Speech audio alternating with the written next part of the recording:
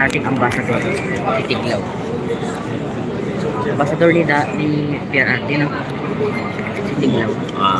Talagang ambasador siya ng Ambassador siya. Nandito po sila, mga kabayan. So ayan, okay Lods, ingat kayo. Maraming salamat Mama. Pero kasama naman natin dito si Ambassador Tiglaw. Marami po tayong malalaman dito at itong General Esperanto. Hindi po ito yung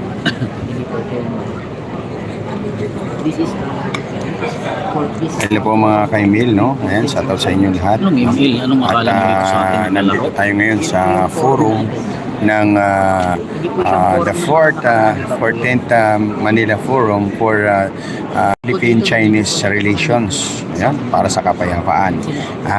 Ensuring continuing peace and security in the Asia-Pacific region. Okay? So pakinggan po natin at yung mga panauhin dito at dati pong mga bigating naghahawak. Okay? Silim yan Okay? So malalaman natin mga ka-email kung sino-sino. Pakinggan natin sila. Okay? Yung silim. Ayun o. Alfredo Limo. Binuhay pa? Ayun o, Alfredo Limo. Ano? ayan na. Ano? Ayan, forum po ito na relationship between Philippines and China para po mapanatili yung kapayapaan sa buong Asia-Pacific region. Kung saan kabilang na po ang Pilipinas at China. Kengi Aguilar siya po yung mga bansa sa Southeast Asia at yung mga bansa sa East Asia, like Japan and Korea. Nagugulat ako guys. Buhay pa pala si Alfredo Lim. So yun po yung mga bansa sa Asia-Pacific. nandito na po yung former General Esperon, mga ka-email. Okay, yan o. Kita niyo si General Esperon. Nakatalikod. Asia Pacific. Biglang dumating si Alfredo Lim guys. Kaya magandang hapon. Ay no sound.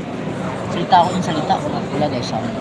Guys, nandito si At ayan, nandito na rin si Attorney Raul Lambino, Sira na okay, sa panood natin. mga ka-email.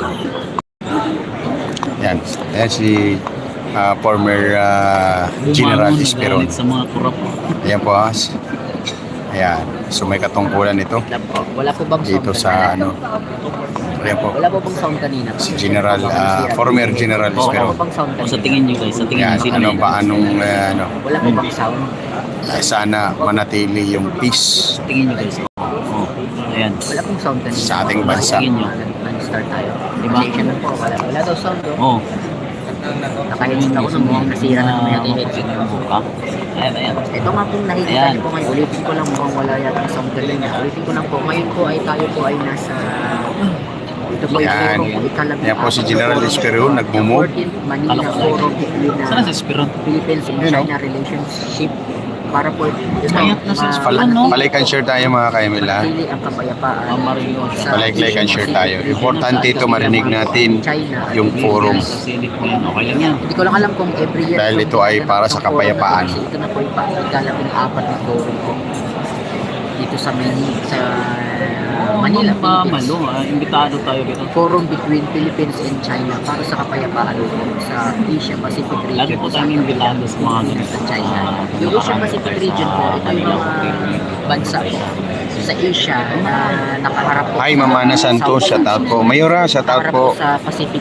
Okay, mga team Mayura, shout out po sa inyo. Kagaya ng Pilipinas. Palike and share tayo mga ka-email ha. At Korea, kailangan natin marinig ano yung Please, mga plano. the program is about to begin. May I request everyone to please sit down. Ayan Nakita po, mo na, guys. panoorin ko. 女士们、先生们，活动即将开始，请大家就座，谢谢。 Dinalaw ni BP Inday Sara si Sen Marcoleta. Julia OFW, shout out. Si dito sa Pero malupit pala yung si Elsie, no? May papaano. Once again, may we request everyone to please take their seats as the program is about to begin. Watching from Maasim City, Southern Leyte. Yan, shout out sa inyo dyan sa Southern Leyte. Sana yung si Kwan? Ang hinanap ko si Kwan eh, Tiglaw eh. Ay, may cover tayo dito. Ayan, ayan. Ayan na. Ito na, ito na. Eh, si Atty. Ito na si Attorney Lambino. Ayan na. 女士们、先生们，大家下午好。 We are about to start the 14th Manila Forum. The Manila Forum is a joint project of the Association of Philippines China Ay, thank you so much, Mayora. Chinese Embassy here in Manila. And to start our program, let's have the singing of the national anthem of the Republic of the Philippines. We follow the singing of the national anthem of the People's Republic. I stand. 请全体起立，奏唱非洲国歌。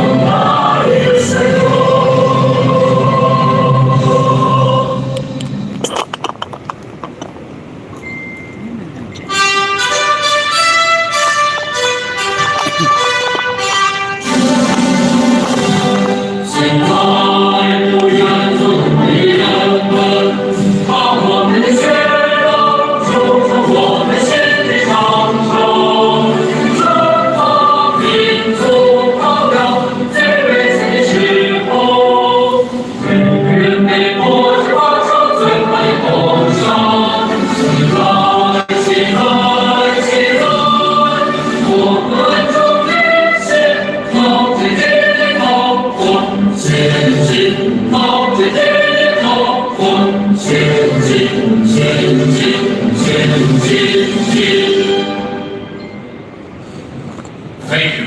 You may be seated now. 请就坐。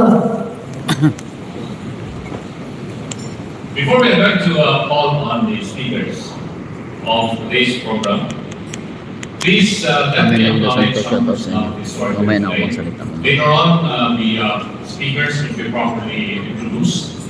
But I would like to thank the special envoy of the Office of the President of the People's Republic of China, Ambassador Bennett Chico was here with us. Pakinggan lang po natin mga kaibigan. The former president of the Federation of Philippine Chinese Central Council State and one of the big supporters of the Association of Philippines China Understanding, being a member of the board of advisory of APCO, Ambassador Francisco. I see very familiar faces here from the academy, from the business sector, and from different organizations in the Philippines that I could not be able to mention their names and their association one by one. So let's begin the program immediately by calling upon His Excellency, the Ambassador of the People's Republic of China, Wang Xiyan, for his welcome remarks. 有请中国驻非大使王继阁下致辞。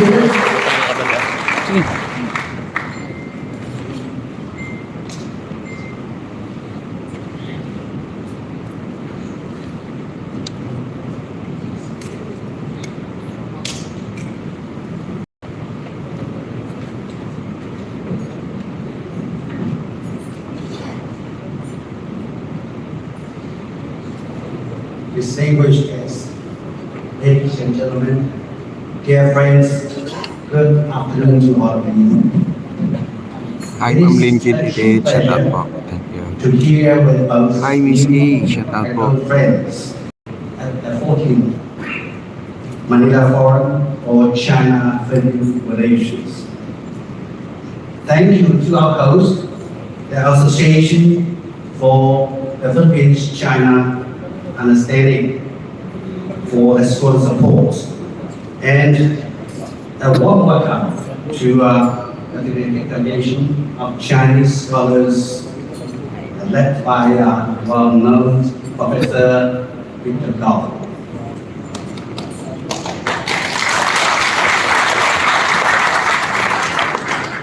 The theme today, safeguarding peace and security in the Asia Pacific, captures our common aspiration to deepen mutual understanding and trust, promotes win-win cooperation, advance the reform of global governance, and work hand in hand to uphold peace and stability in our part of the world.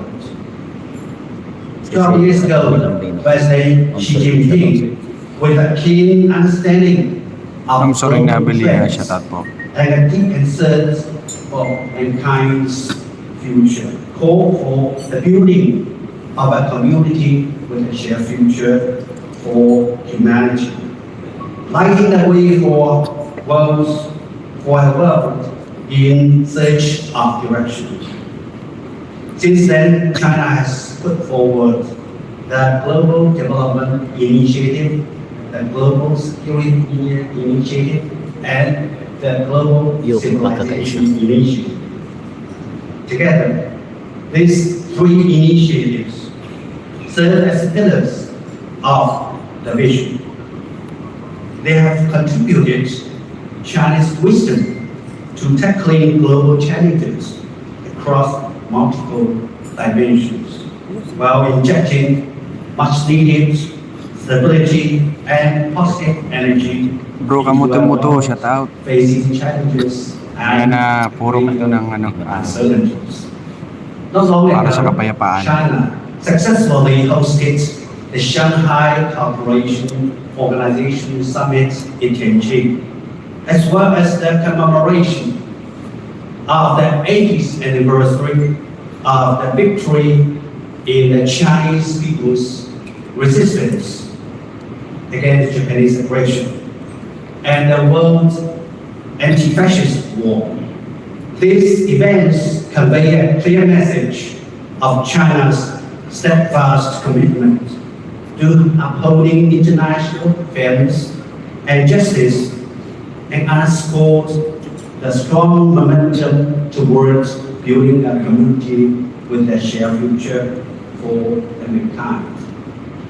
Building on the three major initiatives, President Xi recently further proposed the Global Governance Initiative, for short GGI, offering a practical roadmap Sir. for reforming and improving global governance and providing stronger support for our shared Kuwan ba yan? future. Cameraman? The GGI rests on 5 core principles, that is, upholding sovereign equality, abiding by international law, practicing multilateralism, embracing a people-centered approach, and focusing on concrete action. This initiative aligns with the purposes and principles of the UN Charter, responds to the common aspirations of people in all countries, and addresses pressing needs of today's world.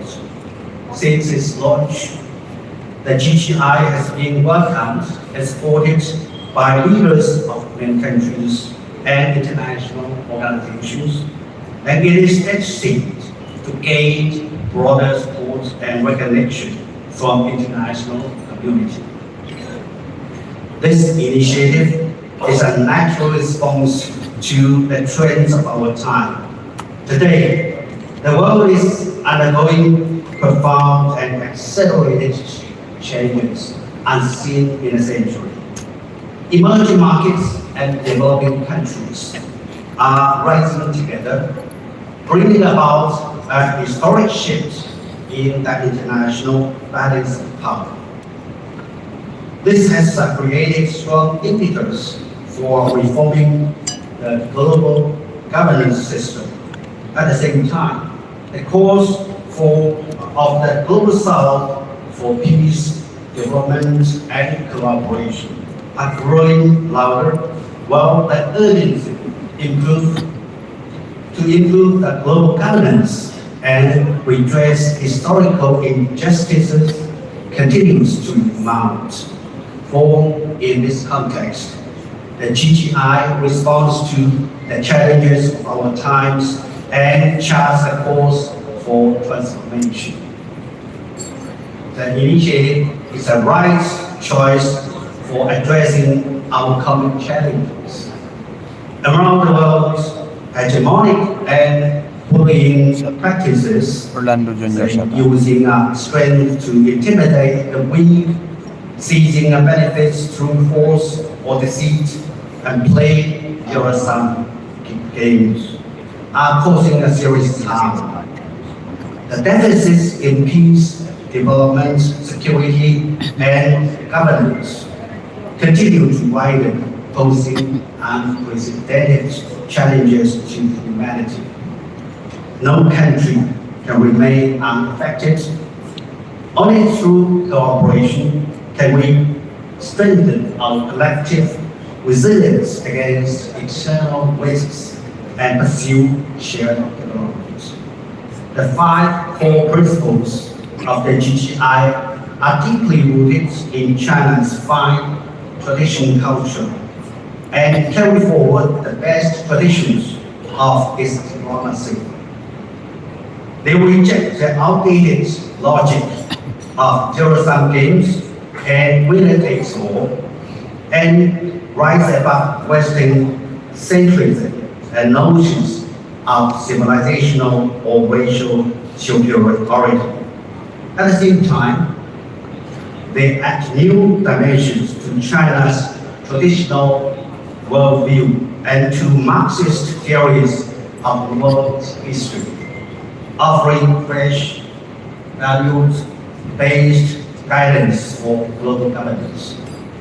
In a world marked by turbulence and transformation, peace and stability in the Asia-Pacific are especially precious. It is our shared responsibility to preserve and safeguard this situation. As a member of the Asia-Pacific region, China has long shared a common destiny with its neighbors, remains committed to bringing regional peace and stability, as well as building a community with a shared future for the mankind. With a shared future along with neighboring countries. Looking ahead, China will continue to work hand in hand with regional partners to champion the Asian values of peace, cooperation, openness, and inclusiveness, resolutely upholding international fairness and justice, and serving as a source of stability in a turbulent world. Taking this opportunity, I would like to share a few ideas in the hope of inspiring further reflection and dialogue. First, with evolving theories of international order, we now see two contrasting schools of thoughts. One grounded in international law, and another one based on so-called rules. To be specific, so-called rules-based order and international law-based order. The latter raises important question on exactly what and whose rules is this rules-based order founded? How do these rules relate to the established framework of international law? And ultimately, what kind of international order does the world at large and our region in particular truly need? Second, as the Ukraine and other crises continue to spill over, some countries have sought to replicate bloc confrontation in the Asia-Pacific by promoting the idea of an Asia-Pacific NATO. Faced with such divisive intentions, we must ask, what sort of security architecture does our region require? one that is exclusive, built only on military alliances, or one that is distinctly Asian, featuring shared security, respect for diversity, and active dialogue. Today, we are happy to welcome distinguished scholars from both China and the Philippines. We look forward to meaningful exchanges and that will generate fresh insights and help build greater consensus. In closing, I sincerely wish this event every success. Thank you and mahalo.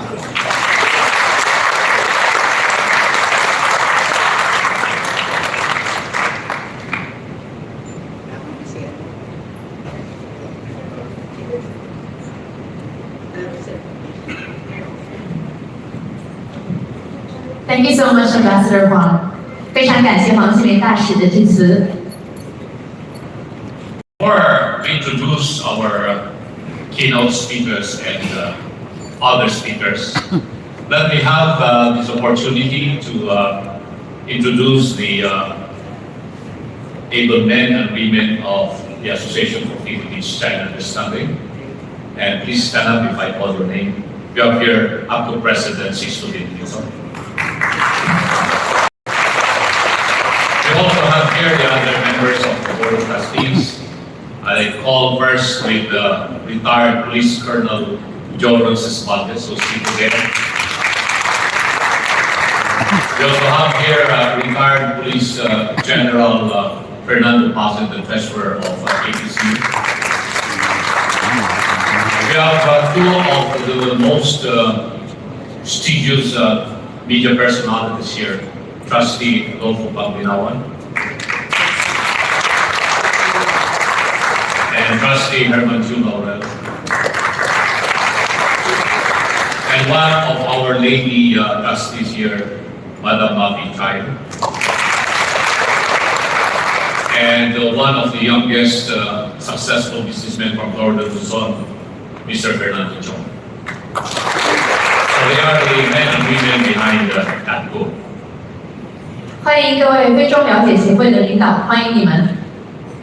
Let me now introduce for today's forum. We have assembled a remarkable cast of academicians, experts, and scholars on regional and international issues to lead the discussion and exploration of the topic at hand.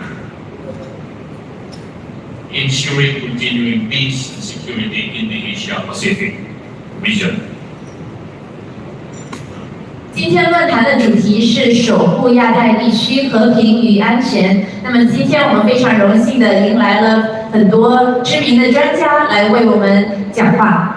Let me introduce first our guests, three panelists from abroad who come from prestigious institutions. First is Professor Victor Gao. He is a lawyer.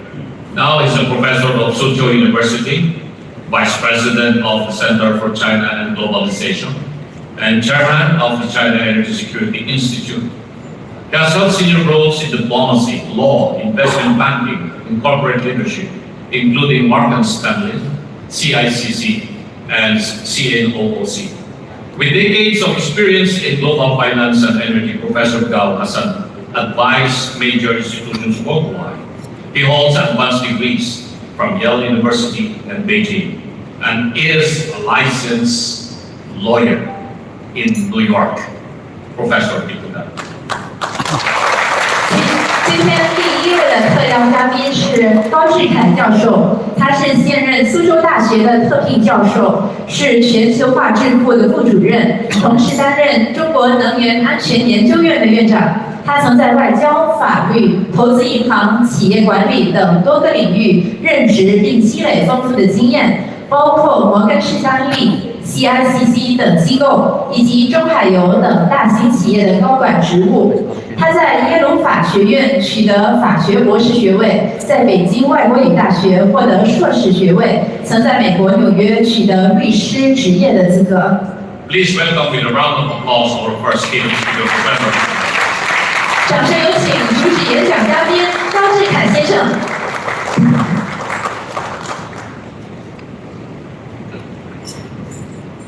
Thank you very much, ladies and gentlemen.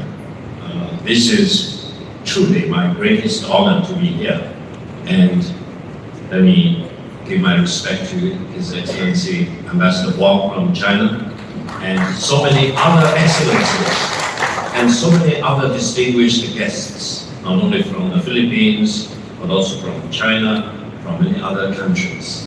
Yes, I did go to Yale, and I got a JD degree from Yale Law School. And I was thinking, going to Yale actually is one of the reasons why I'm so fascinated with the Philippines. Let me tell you why.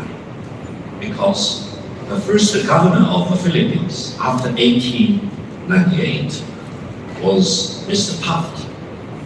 He was from Yale, and he was the first governor of the United States in the Philippines. And he actually laid the foundation for how Philippines developed into a modern society. He played a crucial role in charting out all the rules and the regulations, which eventually became the fabric of the Philippines. Later, of course, you may know that Mr. Taft not only became a Chief Justice of the Supreme Court of the United States, he also became a President of the United States. And he is the first President of the United States with education from Yale. So in that sense, whenever I looked at the Philippines, I thought about Mr. Taft, the first US governor of the United States in the Philippines. We all together have 5 presidents of the United States with educational backgrounds from Yale, including President Ford in the 1970s, President George H.W. Bush, and President Clinton, of course, and President Bush the Jr. Now you may know the Vice President of the United States, J.D. Vance, was also from Yale Law School. I was class of 1993. He was class of 2013. I was 20 years ahead of J.D. Vance. And if things go right, J.D. Vance actually may or may not, you never know, be the next President of the United States.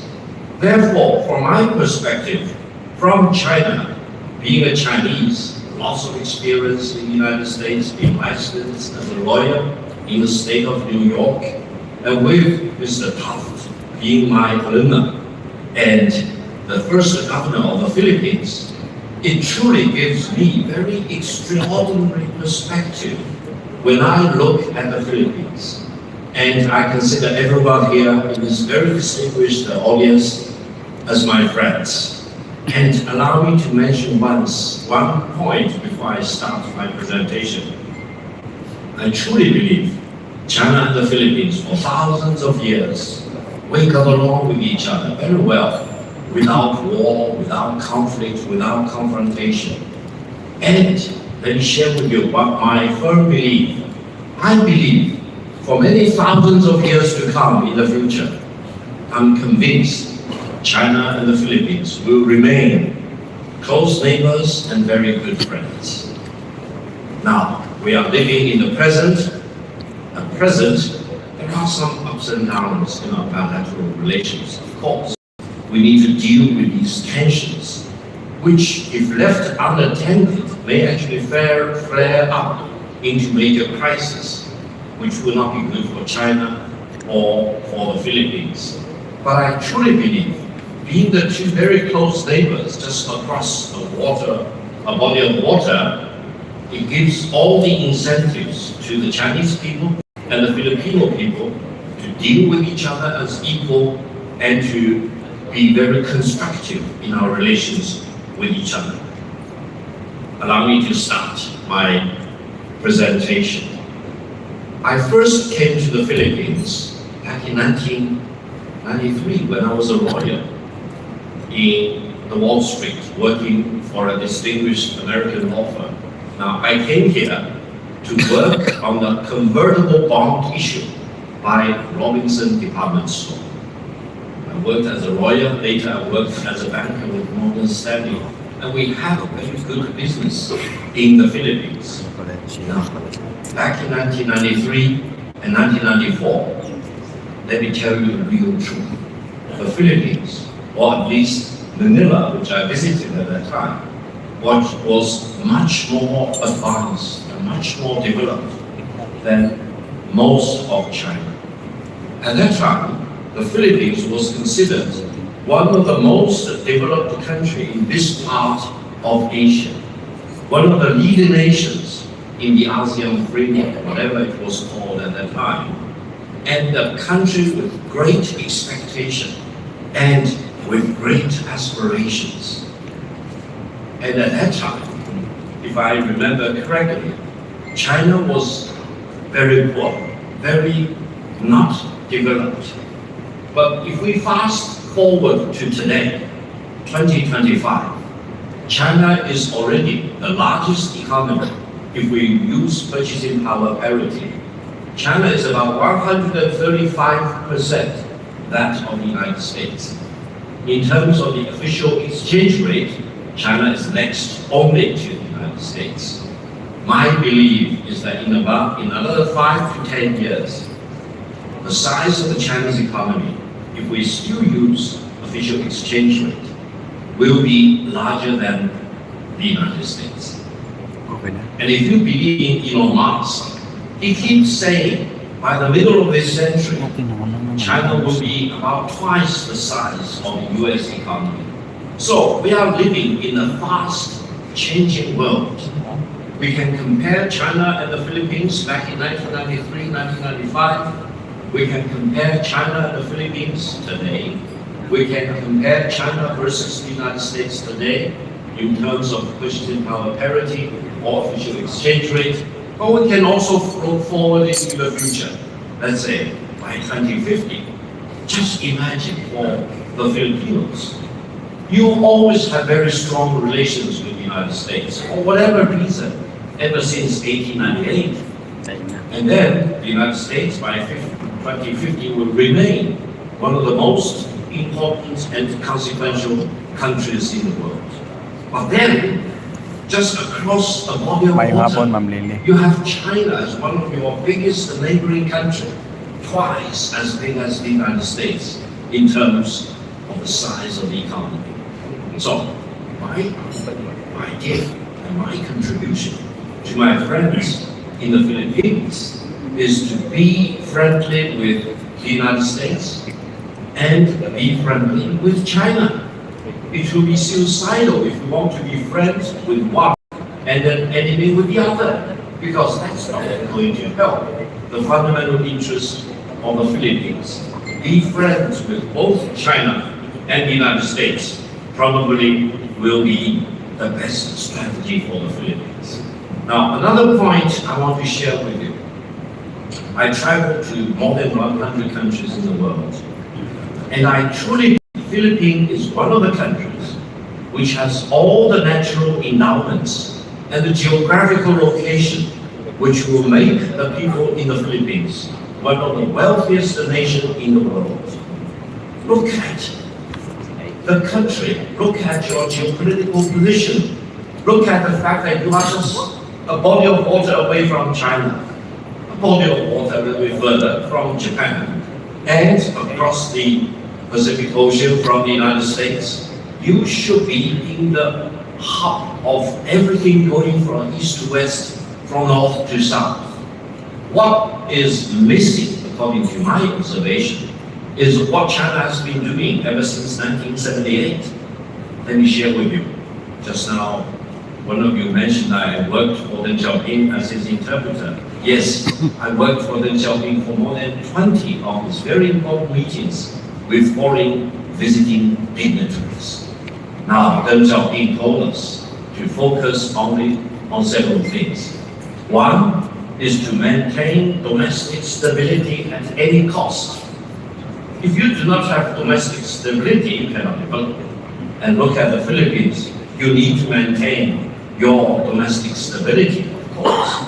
Then the second point, equally, if not more importantly, keeping peace in the world. It doesn't mean that China can dictate peace to many countries in the world, but it means that China wants to avoid getting involved in any war with anyone in the world. Because without peace, you cannot have domestic stability. And without peace and without stability, you cannot get your economic development. Then the third point is even more important. Let me share with you this open secret. Deng Xiaoping always said, development is the hard truth. Now, we believe in development since 1978 as the hard truth, which guides everything we do. Forget about pure politics. Forget about geopolitics, for example. Forget about many other things. Just keep focused on development. When I travel in the Philippines, I always remind myself, if I have a chance to tell my Filipino friends, and if I can only say one thing, that is, development is the hard truth. If you do not develop, no one will wait for you. You will be left behind. Just what other ASEAN member states, Laos has built railway connection. Indonesia has built fast rail tracks linking from Bandung to Jakarta, and they are expanding that to the east and to the west. Look at Thailand, they are building railway connections. Look at Vietnam, they are connecting their northern border with China all the way to Cambodia. Look at so many other countries. They are building, they are connecting, they are building up their connectivity. And if you look at the Philippines, one thing which really pains me is that Filipino people deserve to develop and deserve to treat development as the hard truth. As we in China even today still believe development is the hard truth. Of course, back 46 years ago, we talked about modernization of our agriculture, industry, national defense, and science and technology. Now, back in China, we talk about kind of top twister. We call it new qualitative productivity, meaning everything using science and technological breakthrough need to guide whatever we do as an economy. And in this regard, let me share with you, AI becomes more and more important. Now, you know, back in January, out of Hangzhou in China, there was a major breakthrough. It's called the DeepSeek. I published an op-ed after the DeepSeek event. I mentioned 2 points. Allow me to share with you. One is that AI does not mean American intelligence. Really, I really mean it. It's not rocket science. AI does not mean American intelligence. AI means artificial intelligence for the benefit of all, developed by all, and participated by all countries involved. But if any one country wants to build up AI dominance, do you know what will be the consequence? No one should allow any country to build up AI dominance. And I always tell my friends in the United States, including many from Yale University or from Yale Law School, don't build up American AI dominance as if AI is American intelligence. Because if any one country achieves dominance in AI, holy cow, it will dominate the world. It will destroy this polarity in the world of today. You may say, polarity in the world. No, there is one country which has unipolarity in the world. But you are wrong, you are absolutely wrong. Because this year, we are celebrating the 80th year anniversary of the founding of the United Nations back in 1945. Do you know the world order established back in 1945 after the unconditional surrender of Nazi Germany and the unconditional surrender of Japanese fascism was actually multipolar in its nature.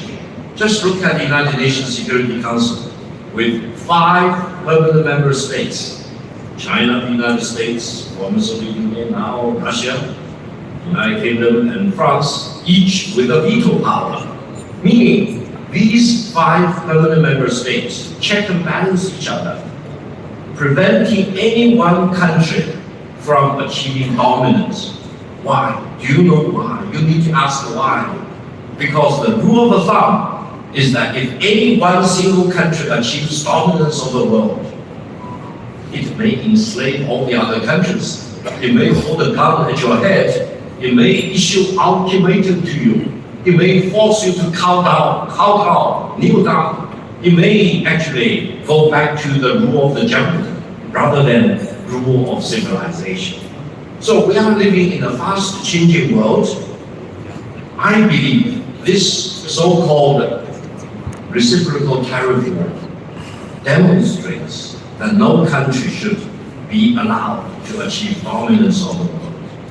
Now, ever since April 2nd, I've been interviewed on multiple occasions, and I've declared in my own humble capacity that the tariff war launched by the United States is the wrong war, and the United States government is holding a gun at everyone's head. For example, I proclaim that this is the wrong war. But so many countries basically could not resist the maximum pressure from the United States until one appeals court in the United States, through its ruling, declared most of the elements of the global reciprocal tariff war launched by the United States are illegal and even unconstitutional in the United States. Of course, that forces the Trump administration to rush the case to the Supreme Court of the United States, and the United States has decided to do an urgent review of the situation. They've scheduled sometime in October next month to review this very, very extraordinary case, whereby the appeals court in the United States ruled against the government of the United States, declaring the tariff war as illegal and unconstitutional. So I think we need to wait until the final ruling of the Supreme Court of the United States, and whatever decision of the Supreme Court, I think we all need to do the right thing. That is to protect free trade. I hope China will protect free trade. The Philippines will also protect free trade. All the ASEAN 10 countries will protect free trade, because free trade deserves to be protected. Without free trade, and free trade includes free trade in goods as well as free trade in services. The Philippines earns a lot of income through free trade in services. So in that sense, we are all in the same boat. We all need to rise up and defend the free trade, either free trade in goods or free trade in services. Now, we are also living in a world in the sense that we are at the threshold of peace versus war. Now you see so many wars in Ukraine, between Russia and Ukraine, and whoever that is behind Ukraine, sometimes you say, well, the United States was behind the Ukraine. And now President Trump said, if I were president of the United States back in 2022, the war would never have happened. And President Putin in Alaska on August 18th also declared that if His Excellency President Trump were the President of the United States in 2022, the war in Ukraine would never happen. So, what exactly is the problem with the war in Ukraine? The war in Gaza. So many people killed. More than 70 million innocent people, civilians, were killed. 3/4 of them, men and women and children, for example. It's horrific.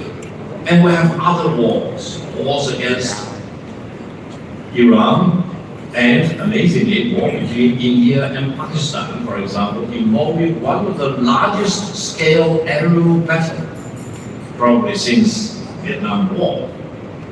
And in the middle of all this, the Ambassador Wang from China also mentioned just now, on September the 2nd, there was a big celebration in Beijing, attended by about 27 heads of states and heads of government from so many other countries, and many other deputy prime minister, ministers of all kinds, ministers from more than 180 countries in the world were all gathered in Tiananmen Square to celebrate what? Two things. One was the 80th year anniversary of the victory of the Chinese people's war of resistance against Japanese aggression. And the second was the 80th anniversary of world's anti-fascism war. Both ended in August and September 1945. So, we are living in the world today, and the world order we are living in was not established today, was not established yesterday. It was not established after the end of the Cold War in 1991. It was, allow me to mention, established back in 1945, when Japanese fascism was defeated, when Nazi Germany was defeated. Now, in this context, allow me to mention one point. China made the greatest sacrifice, and we did most of the heavy lifting to defeat fascism.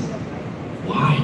Because for the United States, the war against Japan was less than 4 years. For China, the war of resistance against Japanese aggression started in 1931 and it lasted 14 years. At the height of the Japanese occupation, Japan occupied about half of the Chinese landmass, and they closed off almost all the Chinese coastline. Japan wanted to defeat China. Japan wanted to wipe out the Chinese culture, wipe out the Chinese civilization. They claimed that the Japanese nation was the finest example of the civilization in our part of the world. This actually forced everyone in China to rise up to commit to defeating the Japanese oppressors. Let me share with you, the Second World War was not the Second European War. I was shocked to hear some European leaders pretending that they are shocked that China said China made a lot of contribution to defeating fascism. Let me tell that lady in Brussels, don't be shocked. Without China fighting against Japanese aggression for 14 years in a row, sacrificing more than 35 million people, my nationals, the Chinese nationals, let me tell you, Japan and Nazi Germany, they actually pool their resources and attack Soviet Union and really establish that gridlock on the Eurasian continent. And if Japan completely defeated China, or if China really surrendered as, pardon me, I hope there is no Frenchman here, as France did in the Second World War, you know, at the height of the Japanese aggression, they had more than 4 million Japanese soldiers occupying China. If Japan forced China to surrender, Japan would be able to reallocate all their soldiers from the China theater to fight against the Americans in the Pacific theater. I think we will be living in a completely different world. And in this sense, allow me to mention, after Pearl Harbor, the Philippines was subjugated to Japanese occupation for about 4 years. So in that sense, the Chinese people and the Filipino people, we should be allies together because we suffer the same scourge and we fought against the same fascist regime in Tokyo. Now, in the world of today, you also hear lots of people talk about destined for war, implying that between China and the United States, these two countries are destined for war. And that theory, the Thucydides trap theory, was proposed by one very eminent professor from Harvard. Fortunately, it's not from Yale. Otherwise, I probably would not say what I'm going to say. He said based on his analysis of cases of war, he came up with a theory of Thucydides' trap, implying China and the United States are destined to fight a war against each other. Now, I felt uncomfortable with this theory from the very beginning, not because he was from Harvard, I went to Yale. I thought something must be wrong in his theory. And now, standing here in Manila, in front of all the distinguished excellencies, let me tell you, I now call that theory, destined for war theory, applied to China and the United States, as a fantasy. Why? Why do I call it as a fantasy? Because he analyzed all the cases of war which were conventional wars, and he wanted to apply his theory to China and the United States, two very important conventional powers, of course, but also two very important nuclear weapon countries.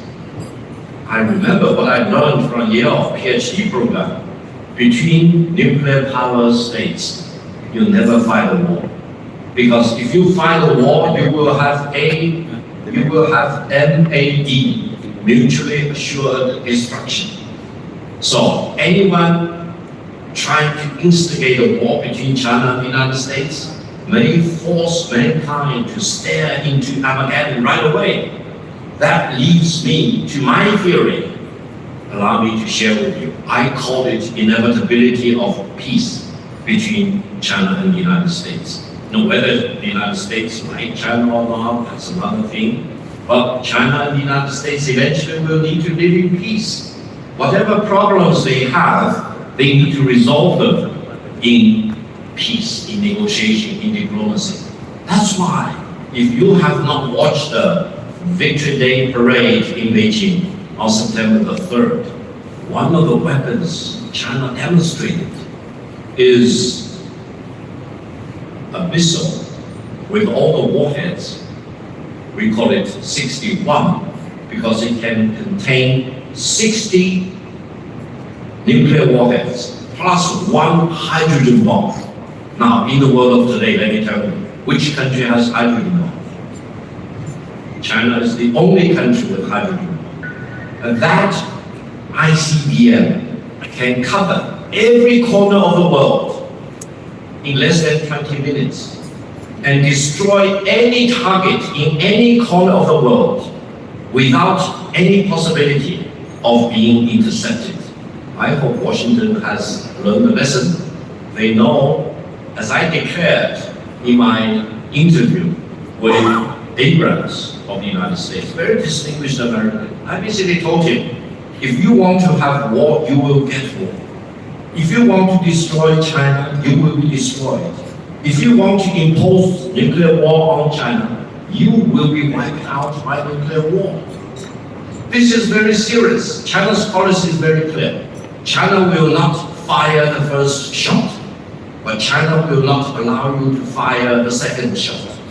That's why, while I'm pained to see the confrontation between China and the Philippines in the South China Sea, I also feel blessed that they are only using water cannons against each other. Make no mistake, China has more lethal things than water cannons. But I hope we will only use water cannon, we will not escalate, and we will never use real ammunition between China and the Philippines. Now, Mr. Abrams also challenged me, saying that China's military buildup is a challenge, a threat to our neighboring countries. I told him point blank, no country in China's neighborhood is a match against China in terms of military power. China's military buildup is a matchup against only one country, that is the United States. China will never allow the United States to launch a war against China, conventional or nuclear, without suffering devastating consequences. Now, I mention this with one purpose. I hope people in China and people here in the Philippines will look at ourselves and each other as friends, rather than as enemies. I don't believe there is any one single enemy in China against the Philippines. We all love Philippines. Everyone I know want to come to Philippines as a tourist, for example, to taste your beautiful cuisine. And there are so many things of great interest, great attraction to the Philippines.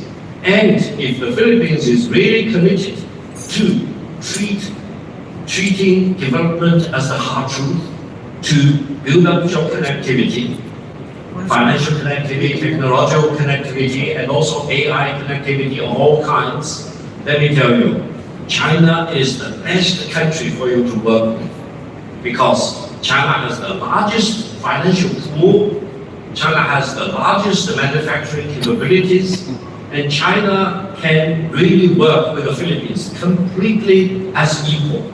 We will not look down upon the Philippines. We will look at the Filipino people individually, as a nation, as a country, completely as equals. We will never hold a gun at anyone in the Philippines. That is the reality. Now, the United States is great in many other senses, of course, but do you really think the United States will come to the Philippines with money and with manufacturing contribution? They are really depleting their own manufacturing capabilities. Their shipbuilding is really a shadow of what it used to be. And they are now working with the Republic of Korea to make up for the deficiencies in the United States for their manufacturing deficiencies.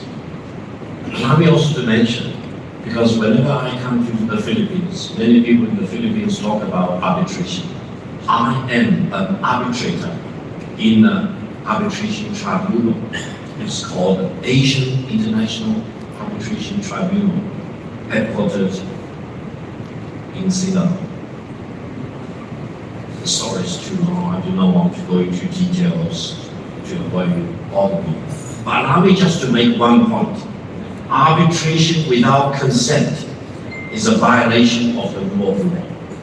I say this as an alumni from your law school.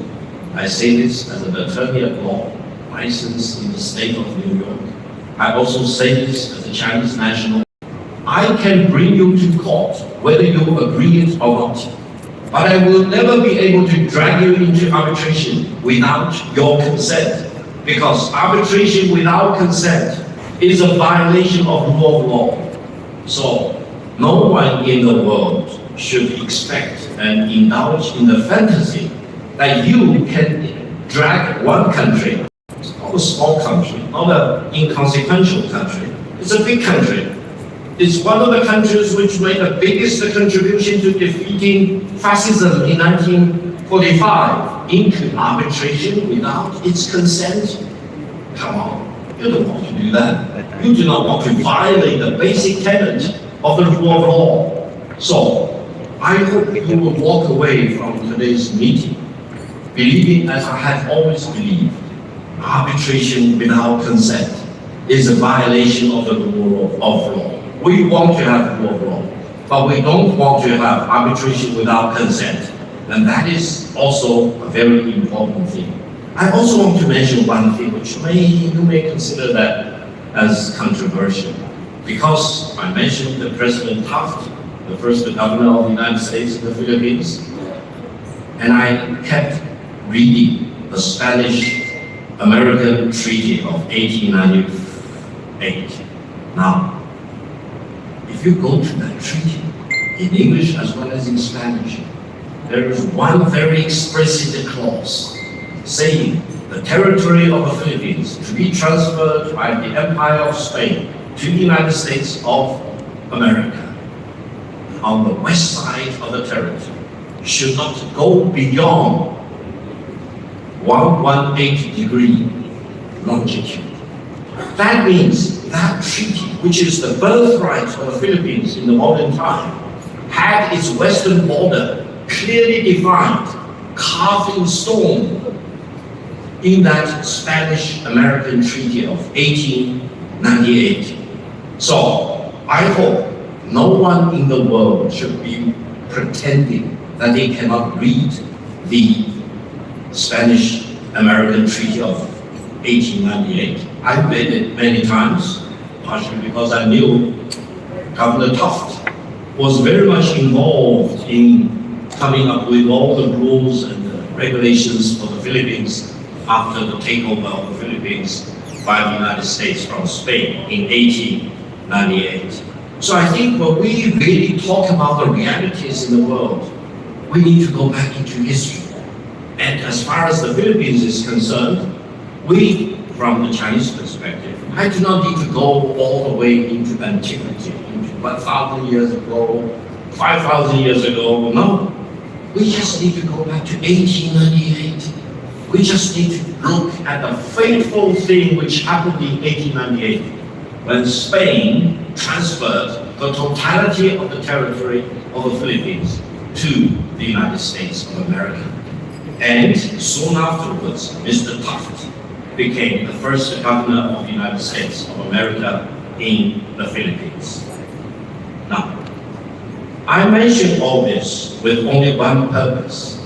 That is, for me, Philippines is and will always be a friendly country for my motherland, and I will always urge for friendship between China and the Philippines. When we look at the title of our meeting today, Continuing Peace and Continuing Security, I thought one word was missing. That is sustainable development, because we need security for their own. Without peace and security, we cannot develop. So I think between China and the Philippines, we need peace, we need security, we need to have the legitimate border, boundary of the Philippines protected legally, and we want to have sustainable development for the Philippines. I really dream that the Philippines will achieve as much development as China has been making since 1978, when Deng Xiaoping became the paramount leader of China. I'm writing a biography entitled Interpreting Deng Xiaoping. So next time, if you really want to understand what Deng Xiaoping was, what his implications are today, I'll be very happy to share with you. But one thing is for sure, without peace, neither China nor the Philippines can develop. And without development, the Chinese people will be unhappy, and the people here in the Philippines will not be happy, especially when you look at your neighboring country being on the fast track, being developing by leaps and bounds. It is time for the Philippines to really wake up and treat development as your heart of truth, as we in China treated development as our heart of truth ever since 1978. I thank you very much for your patience. Long live the Philippines.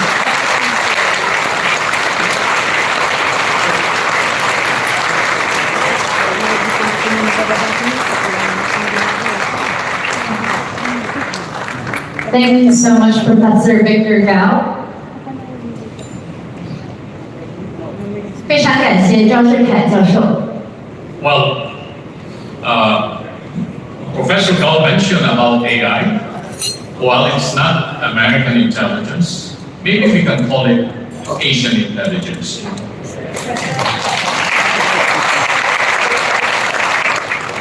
After listening from that very comprehensive discourse of Professor Gao, it's about time to listen also to one of our speakers. He was former chief of the Philippine Army. He was former chief of staff of the Armed Forces of the Philippines. And when he retired, he became member of the cabinet as the head of the presidential management staff of former President Gloria Arroyo. And then he became the national security advisor of former President Rodrigo Roa Duterte. He visited China several times during the time of President Duterte. And let's welcome retired General Hermes Esperanza. 下一位演讲嘉宾是前菲律宾军部部长、前菲律宾武装部队参谋长前阿罗约总统内阁成员，他是总统管理办公室的部长，他也是前菲律宾国家安全顾问，以及现任的菲律宾信用银行董事长，请大家热烈欢迎 General Herman Escalera Jr.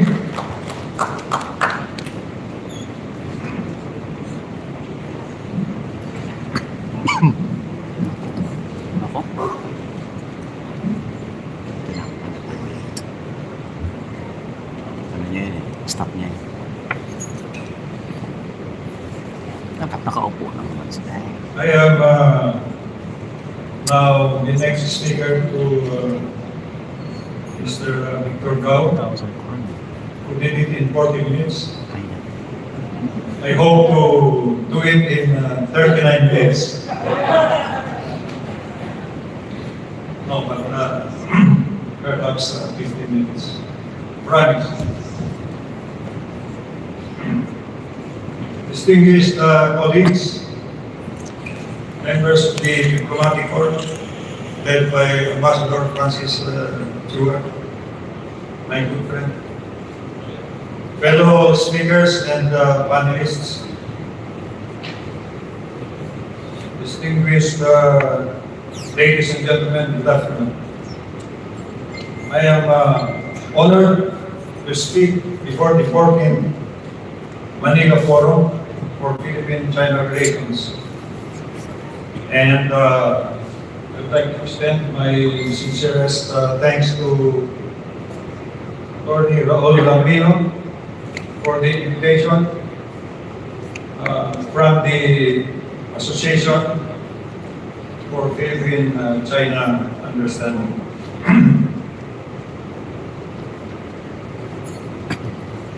By the way, I have some slides, power presentation at your back. I was hoping that it would be here, but I hope from time to time you will look at my slides in the two screens on my left. As someone who has served both as a general and as the National Security Advisor of the Philippines, I welcome this opportunity to share some hard-earned lessons on maintaining peace and stability in the region. Today, I speak to you not from a singular perspective, but from a confluence of experience in military operations, in government policy, and in navigating sensitive diplomatic waters. And I will center my remarks around three interrelated themes: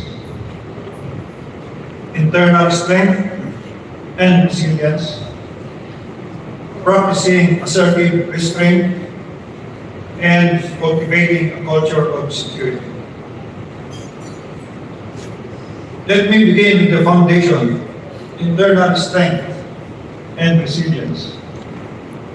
A nation cannot project peace outwardly if it is struggling internally.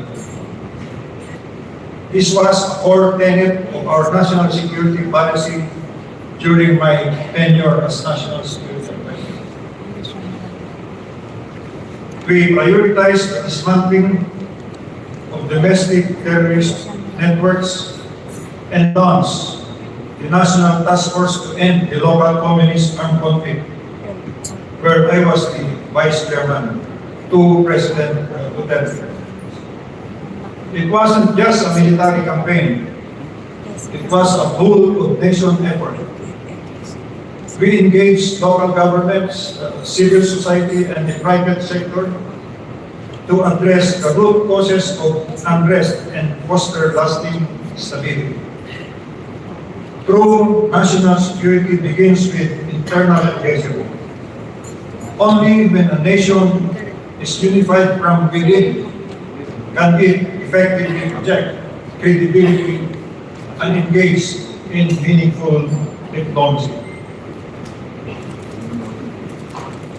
The current national security policy and strategy underscore the critical nexus between security and economic development, recognizing that the two are not only interdependent, but also mutually reinforcing.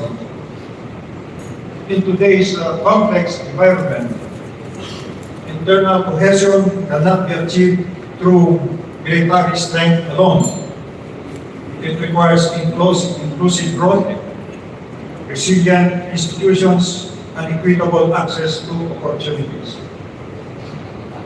By aligning security objectives with economic initiatives, the policy and aim to foster stability from within, reduce vulnerabilities to external threats, and build a more unified and resilient society. This integrated approach reflects a broader understanding that sustainable peace is rooted in the well-being and empowerment of our people.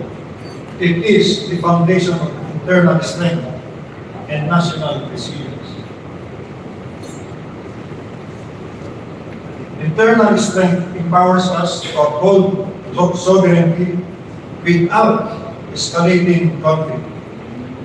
And this leads me to the second key point. The practice of assertive restraint, which is a strategic posture that balances firm resolve with measured diplomacy. The West Philippine Sea has long been a flashpoint, and as the former head of the National Task Force for the West Philippine Sea, I have personally dealt with the presence of foreign maritime militia vessels, frequently swarming Batas Island and Ayungin Shoal. In each instance, our response was measured yet resolute.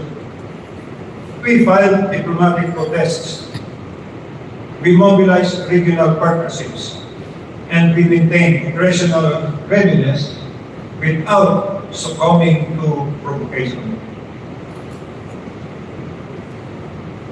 The principle of assertive restraint calls for standing firm in defense of our rights, including the landmark 2016 arbitral ruling and the provisions of United Nations Law of the Sea, or UNCLOS, while resisting the impulse to escalate tensions. It is a strategy rooted in legal legitimacy, moral ascendancy, and strategic discipline, demonstrating that resolve and restraint can coexist in the pursuit of regional peace and stability. As an example, our pursuit of maritime and border cooperation with Indonesia and Malaysia exemplifies how trust-based collaboration can build tangible security gains. By jointly securing our shared maritime borders, we not only deter transnational threats such as piracy, smuggling, and terrorism, but also reinforce mutual confidence and operational synergy among our forces. These initiatives reflect the power of collaborative frameworks rooted in trust, transparency, and shared responsibility, which are the key pillars of a stable and resilient Indo-Pacific. Today, we are building a community of like-minded nations, united by a shared commitment to peace, stability, mutual respect, and the rule of law. As the respected former speaker, Mr. Gao, would say, the rule of law. Through strengthened partnerships and enhanced defense cooperation, we aim to build collective capabilities that not only safeguard our sovereignty, but also serve as a credible deterrent against unwanted aggression. Yet, even as we strengthen our collective defense posture, we remain guided by the principle of assertive restraint. A deliberate and disciplined approach that balances firmness with responsibility. It reflects our commitment to uphold international law, avoid unnecessary escalation, and pursue peaceful resolution of disputes. In doing so, we demonstrate that strength and stability are best achieved not through provocation, but through principled action and unwavering resolve or assertive restraint. However, a credible defense posture with diplomacy is not enough. We must also foster what I call a culture of security. Security should not live solely in the realm, in the domain of generals and or diplomats. It must be embedded in the fabric of our societies. When we launched our internal security campaigns, we involved the youth, media, academia, and the religious institutions. They were not just bystanders. They were not bystanders. They were stakeholders. Building on this, the current national security policy and strategy are being rolled out not only to align government programs with our national interests, but also to cultivate a deeper societal awareness that national security is not merely the responsibility of the state. It is a shared mindset essential to peace and development. By embedding national security consciousness into everyday governance and civic life, we aim to foster a culture of vigilance, resilience, and proactive engagement. This holistic approach ensures that every sector contributes to a stable and secure environment where development can thrive.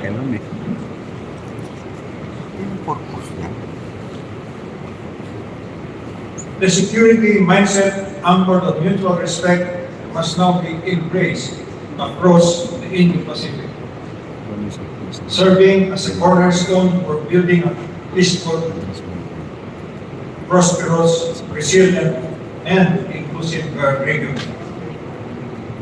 As nations confront shared challenges, from territorial disputes to transnational threats, the adoption of a common strategic outlook rooted in vigilance, cooperation, common good, and responsible statecraft becomes essential. By fostering a culture of security,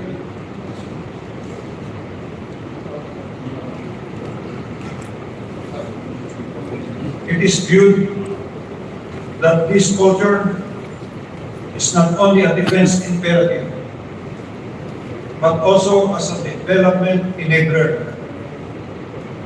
We can collectively shape then an Indo-Pacific where stability and progress can go hand in hand.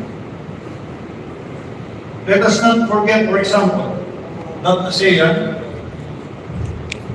the Association of Southeast Asian Nations, despite its limitations, has played a crucial role in preventing major conflicts through consensus and dialogue.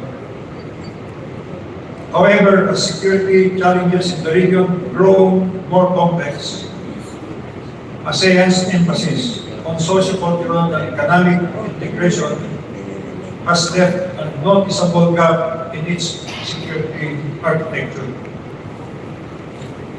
Strengthening ASEAN's culture of security is essential, not only to safeguard and sustain the economic gains that it has achieved, but also to ensure that it remains a credible and effective contributor to peace and stability in the Indo-Pacific. To conclude, peace and stability in the Indo-Pacific will not be achieved by one nation or one strategy alone. We must strengthen our nations from within to allow it to act with principled and assertive restraint. Above all, we must nurture a collective security culture, one that is inclusive, adaptive, respectful, and forward-looking. Only through shared commitment and strategic cooperation can we shape a region defined not by rivalry, but by resilience, cooperation, and lasting peace. Let us ensure that integrated diplomacy is not merely a reaction, but a posture of readiness.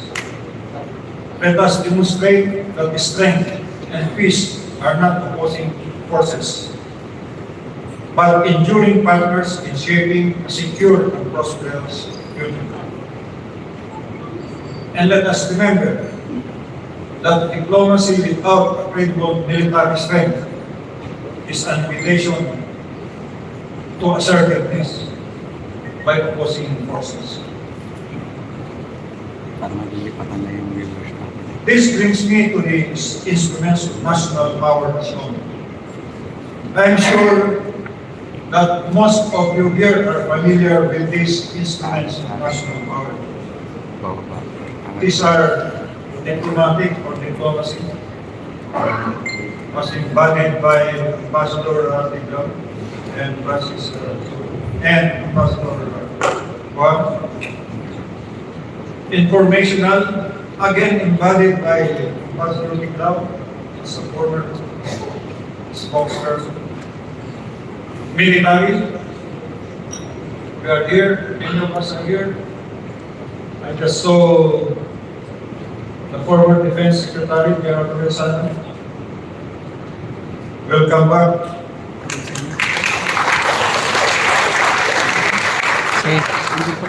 Tiglaw. We have the economic instrument of national power. We all know that. Mr. Gal talked a lot about economy. We have legal and law enforcement. We have many of our police officers here and from the judiciary, you know that.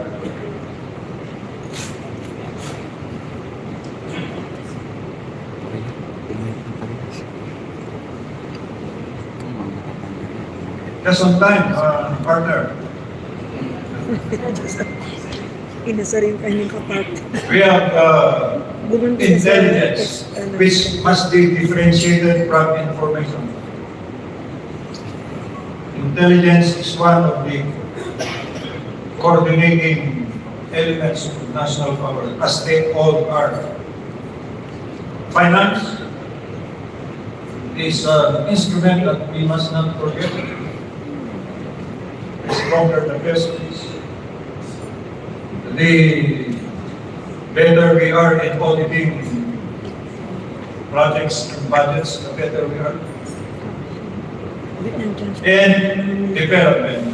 Mr. Cobb, this is your line. Development. Development. A big instrument of national power. If we cannot develop, we can never be powerful. Remember that. Development. I hope I will be given another time to discuss this in detail, but for now, in closing, I can only say that a nation's strength lies in the strategic integration of its instruments of national power. When aligned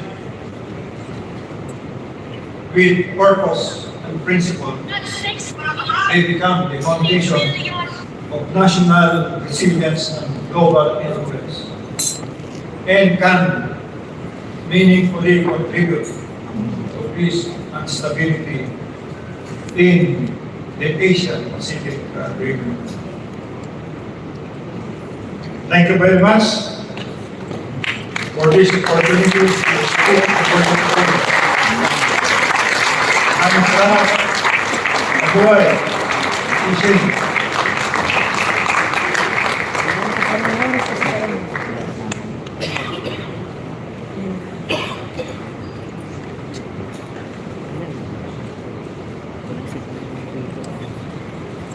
Thank you so much, General Esteron.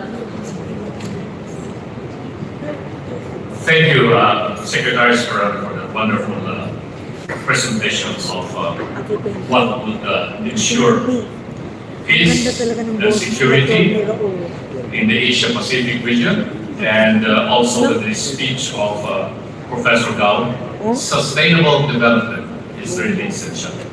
Before we continue with the forum, let's have a short coffee break, and we're going to ask our ushers to bring up the chairs there, and we're going to call the other reactors together with our two guest speakers to come on the stage. And let's have about 10 minutes coffee and tea break. So relax for a few minutes. And I will take this opportunity to again acknowledge the arrival presence of former Defense Secretary Delfino Lorenzana, my mentor in law. Well, he was former military attaché of the Philippines in the United States, and then when he retired from the Armed Forces of the Philippines, he opted to join the cabinet of former President Rodrigo Duterte as Defense Secretary, and then he became chairman of the Basis of Personal Development Authority under the President of the State before he decided to get out of government service and just like play golf if there is a chance. So let's have a short coffee break and tea break. Enjoy yourselves. 好，现在我们将进行茶歇，欢迎大家在外面享用茶、咖啡，还有几个小点心。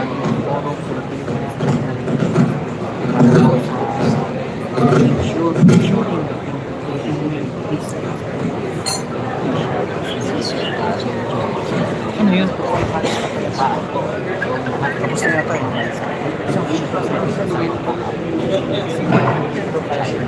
break.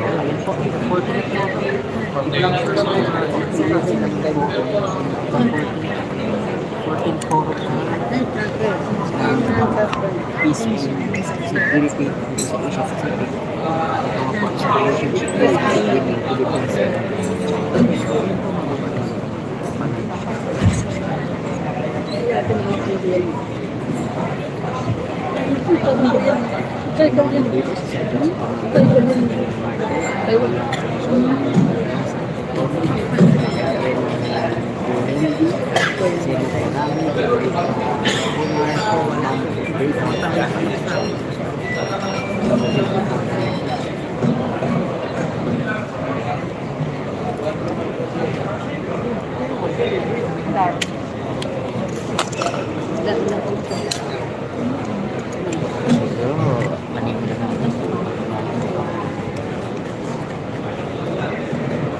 Sige, mag-live na po tayo. Balik po tayo sa kanya. Kasi may coffee break po.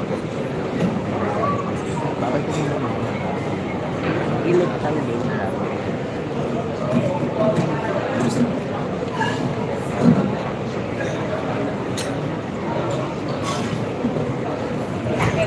Okay. Sino pa yung bumagaan? Panahon dito natin yung Kita tadi kung din. Dati, mga pero kita tadi kung din. pero i-exit respect mo. Pero matitinaw mo na yun. Oo, matitino yan. Kasi Bilog na na. TV natin. Tsaka sa server.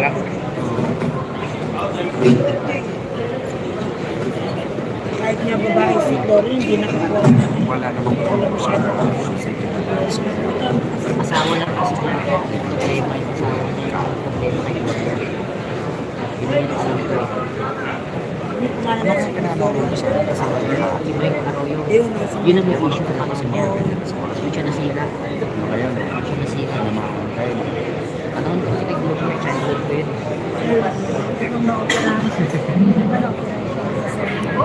Kaya alam tayo.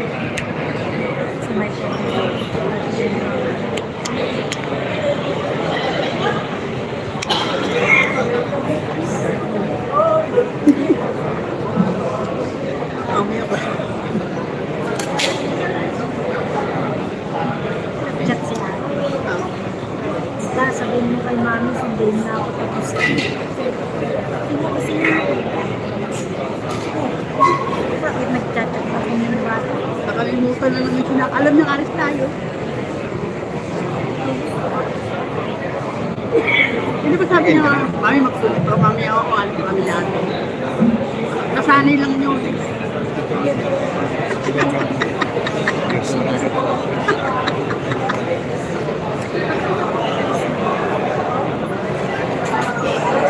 Kita na siya umalat sa kasi ito.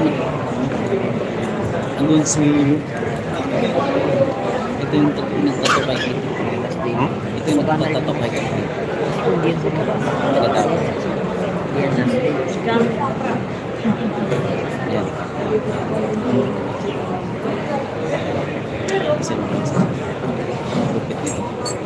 Galing na ito. Tattoo artist siya sa mabansa.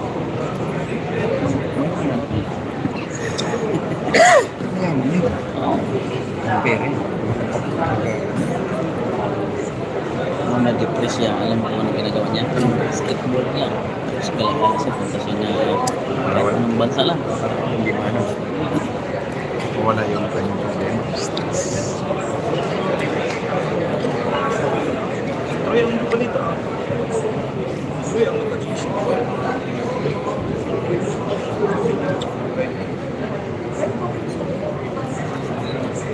Pag uminom siya ng tanggay, wala nang sisir-sisir. Dito kami, Mampanga, Mercy. Ayan, nandito kami sa BGC. Pero mamaya, after nito, balik kami doon sa, lugar ng pupuntahan.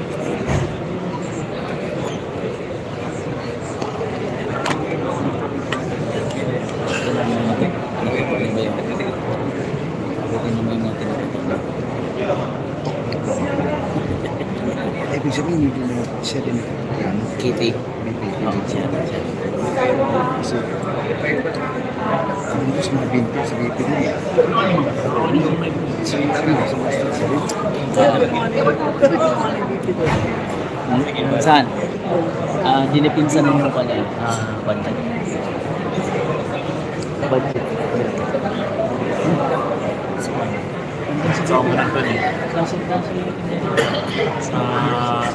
Kasi na ano to? Rapid viral na.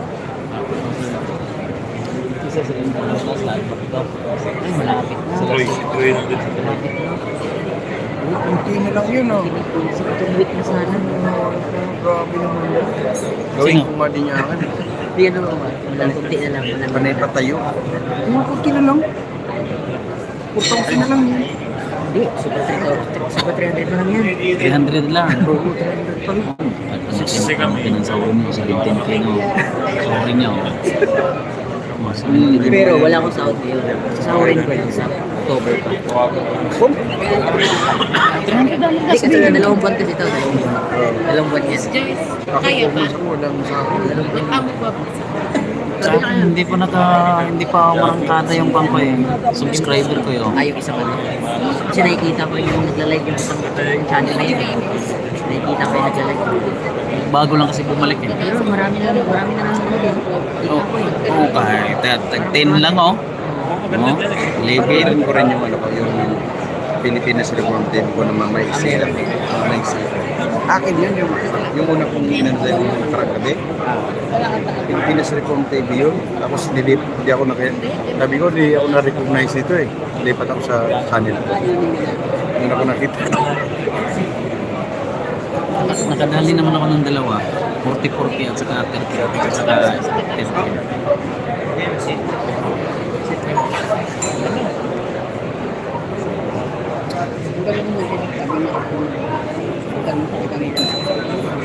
Ha? Check mo kung saan sila ngayon. Dito na ako sa upload ko eh. Sa upload lang. Nag-check na muna doon ba? Inaral sa Wala pero plano na nga ngayon eh. Ngayon, kanina umaga, ano na sila? Naka-chopper na sila. Ako sila sa ano eh. Kaalit na mga tao. Hindi lang dapat. Yan, yung design research. Ang unang ano doon, dumi pa talaga si Gabawin na talaga. Tapos si Spark. Ang nagpato ng ng mineral water. Si Spark. Yung bata. Muslimin eh. Hindi na po talaga eh. Tapos si Lumier, bato talaga ang minano. Bato talaga eh. Alam nga, ituloy niya yung pandemya. Gulong. Ay hindi. Hindi pumayag yun kasi. Hindi. Galak-chilitsi eh. Pero takot din sila. Binato ng kamatis eh. Nung gabi, sinukod, kamatis, di ba? Tapos kinabukasan, hinaharang mo talaga sila eh. Ituloy pa lang natin kasi sinasabi nila. Ano ba eh? Oo. Yan yun, may kaso yun eh. Hindi naawang Pero kung kagaya ng ibang bansa, mas mabait pa tayo. Ganun pa rin. Kahit yung mga Ito, bitang ko na lang. malapit sa age siya. Ito, bitang ko. Kaya si Nakuha na ng inting. tapang na basag. Ay, sino Tinawag na ito, bitang ko. 12 na parang siya rin may-ari ng Coffee Spot. Alam mo Mali eh. mo, kung papalitan pa rin yun. Oo. Balik Alam ito. mo yung age, alam siya. Pag ginusto ng tao, nangyari talaga sila dyan. Oo. Sarap nga sundan. Hindi may paliwanag yung kanyang ano eh. Pag-aari. Nanakaw kasi. Nandun pa rin sila ba eh? Andun pa rin. Parang nandun si Bisdak.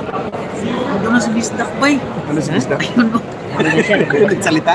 Ayan o, nagsalita. Dalawa sila ni PL o. Si Bisdak to talaga ba? Dapat naman murahin yung mga yan eh. Hindi naman talaga sila kagamitan eh. Nino ka nanood Tapos na si Bisdak at saka si PL. Yeah. Nino ka nanood na live. Hindi naman kasi galang-galang na ngayon yung mga congressman. Ladies and gentlemen, please take your seats as you will be resuming our program shortly. Para alam nila pag Ladies and gentlemen, please take your seats as we will be resuming our program shortly. Pati yung mga polis, nagtatawanan lang. Dapat yun natin. Oo. kaya dapat niya 女士们、先生们，请就坐。 Nasa gilid sila pag 活动即将在开始。 tumawa. Tumawa Anong eh. araw ba ngayon? Hercules. Alas 4 ay. Online na sila. Nakatapos na yung kanina pa pala. Tapos may Hello. We request everyone to please go back to your respective ano, huwag niyo naman balik. tables and Baka chairs. matamaan yung hindi So we're going to resume our Pwede forum. pa naman yung matatamaan. Huwag naman. Bisaya din pala yung ano, DP doon. Sa Binido. Ha? Sayang kayo. Oo. Okay, di kamayan ko man si Juan, si kapatid ni, ano, si Sir Samuel. Sabi ko, Sir, may nabi. Ay, nakasunod si Hippie. Sa Bisaya din eh. Sabi ko, Niman kayo. sabi niya, Niman ang Hippie din ito sa likod. Our additional panelists and speakers, Hindi na we give them 5 minutes each to speak while they are sitting here. Sa Binido. Our Di ba yung ano ni, ano, first, we have Dr. Su Hao. He is Director of Center for Strategy and Binido pala Peace yan. Studies of Binido pala the yan. China Foreign University. May I request Dr. Su Hao to please come on the stage? 我们下一位演讲的嘉宾是苏浩先生，外交学院战略和平研究中心主任。 We also have Mr. Dingbo, he is Director of the Research Center for International and Regional Issues of the National Institute for South China Studies. I request Professor to please come on the stage.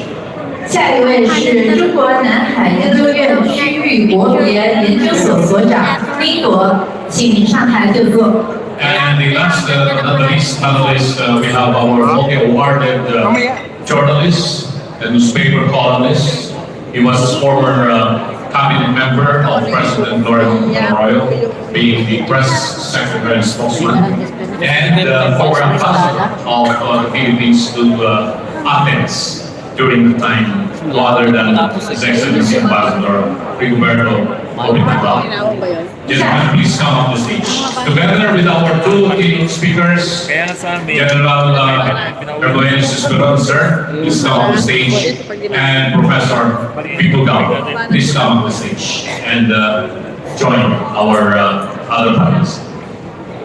下一位是前总统发言人 Ambassador Rigoberto Obrador， 也请您一起上台，以及刚才的两位主旨演讲嘉宾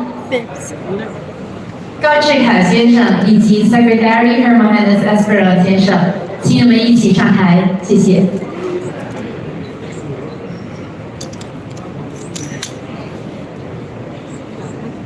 So the format of this roundtable discussion is that we'll give first our three panelists to respond to the two keynote speeches of Professor Gao and General Esperon. Not more than 5 minutes response to the speeches made by Dr. Gao and General Esperon. Our first speaker will be Dr. Su Hao. Please, Dr. Su Hao, respond to the speeches of our keynote speakers. Thank you. Okay, good afternoon, gentlemen. It's my great pleasure to be here in Manila. It is to meet our distinguished friends. And actually, I have been here for several times. And this professor for conference Grabe namang grabe namang Philippines. So my kind of experiences make me a really good impression about this great country. Not only is as a maritime state, beautiful, sceneries, much wonderful beach, blue sky, and